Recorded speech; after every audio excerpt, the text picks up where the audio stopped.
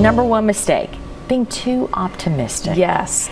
Are they buying things they don't need to be buying? Well, what's happening, I think they're finishing school and having the sense that they're going to jump straight into their dream job and have the lifestyle that goes along with it. So often what we see is that we go ahead and lease that cool apartment and buy that new car, and then maybe there's a lag between getting the income that's going to cover that period where cash flow is really tight. And one of the main reasons that we see this happen is that this age group tends to assume that they're just going to sell right into the type of lifestyle that their parents have. They forget that their parents took 10, 15, 20 years to transition to that point. So parents can help out by reminding their kids some of the things that they went through while they were patient and waited until the money came. You got to earn your dues along the way. All right, number two, neglecting the credit report. We all need to be aware of what our credit report has to say. We certainly do. I mean, the risks to neglecting your credit report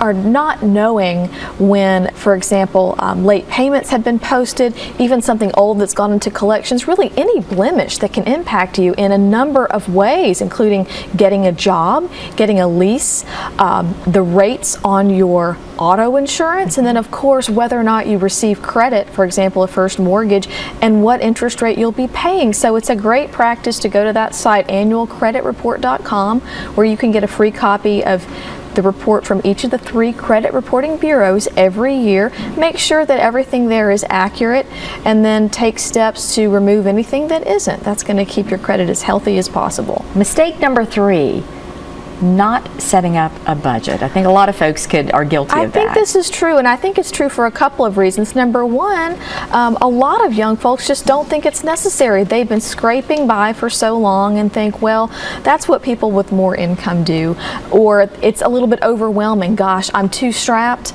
It's not going to help me out at all. But it's really important to get a sense of what are my fixed expenses, what are my variable expenses, and what do I need to be setting aside for getting ahead, starting to pay down those student loans, starting to set aside a little bit of an emergency fund to take care of things like a car repair or something unanticipated that can really wreck the budget and send us running to a credit card. And mistake number 3, not having a savings account. Yeah. I think it's essential. I think sometimes this age group gets a little bit overwhelmed thinking, well gosh, I'm just starting out, and they think savings, they think retirement. Wow, I don't have any room in my budget to save for retirement. But what we're talking about is getting into the habit of setting a little bit of money aside on a regular basis.